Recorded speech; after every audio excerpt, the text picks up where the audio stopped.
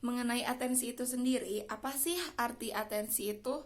Atensi atau perhatian artinya memfokuskan atau memusatkan aktivitas mental kita, pemikiran kita kepada satu atau beberapa stimulus dan mengabaikan stimulus yang lain. Misalnya, ada suara di luar, suara ayam, suara kambing misalnya ya. Terus ada suara ibu-ibu yang sedang teriak. Terus di sebelah sana juga ada suara orang tua yang sedang berbicara misalnya. Nah, atensi saya adalah kepada saya sedang menjelaskan materi. Jadi saya fokus atau perhatian saya terhadap materi yang akan saya jelaskan dan mengabaikan stimulus-stimulus yang lain seperti suara binatang-binatang di luar yang gitu. Kemudian, nah di dalam atensi itu sendiri ada dua proses. Nah, yang pertama itu bottom up processing. Yang kedua adalah top down processing. Nah, kalau bottom up processing ini, jadi kita memusatkan aktivitas mental kita atau pemikiran kita pada rangsangan yang ada di lingkungan luar, yang berada di luar diri kita, dan itu tuh akan menyita perhatian kita. Contohnya, di luar nih, tiba-tiba ada yang bergerak, misalnya kucing yang bergerak gitu. Itu namanya bottom up processing. Nah, kalau top down itu perhatian kita pada suatu rangsangan. Rangsangannya itu khusus seperti materi perkuliahan misalnya. Pas kita sedang mendengarkan dosen, terus kita tuh perhatian banget, memusatkan perhatian kita, atensi banget sama materi perkuliahan yang sedang dijelaskan. Jadi itu namanya top down processing.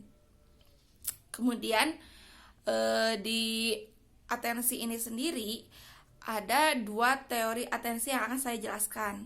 Nah, yang pertama yaitu bottleneck teori. Sorry. Atau saya menyebutnya teori leher botol. Bayangkan ya, ada botol. Nah, lehernya itu kan sempit. Nah, berdasarkan teori tersebut, bahwa jumlah informasi yang masuk itu dapat diproses oleh manusia itu tuh sangat terbatas. Kenapa sih? Karena leher botol yang sempit itu kan daripada badan itu kan lebih sempit lehernya ya. Jadi sesuatu informasi yang masuk itu kita ibaratkan ke leher botol itu terbatas karena kan sempit, kecil gitu. Jadi teori ini tuh nggak fleksibel. Jadi menganggap manusia itu, bukan menganggap sih, jadi kesannya manusia itu berpikirnya pasif. Jadi hanya menerima informasi yang mana sih yang duluan masuk gitu.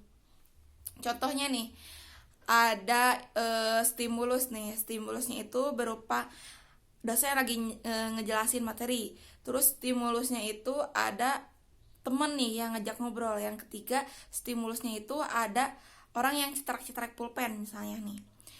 Nah, kalau misalnya stimulus yang pertama masuk itu adalah teman kita yang ngajak ngobrol, berarti informasi yang masuk yang pertama kali itu, itulah yang kita dapatkan, itulah yang kita tangkap itu.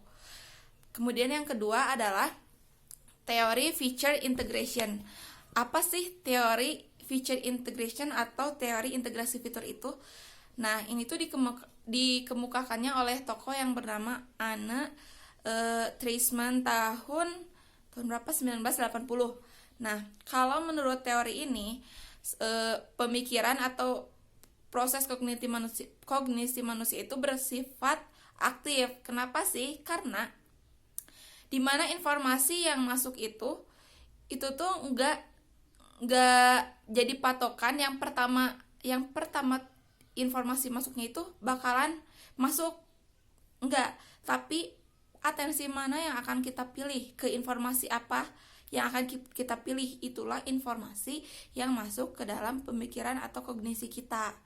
Nah, di teori integrasi fitur ini, nah informasi yang masuk itu bisa kita pilih sehingga kita fleksibel gitu, bersifat fleksibel, aktif. Jadi kita bisa milih mana sih yang bakal kita saring, mana sih yang bakal kita masukin ke kognisi kita. Misalnya, tetap aku mah milih informasi yang dijelaskan oleh dosen, misalnya mengabaikan informasi dari temen yang ngajak ngobrol, walaupun yang duluan masuk itu adalah informasi yang dari temen yang ngajak ngobrol, seperti itu.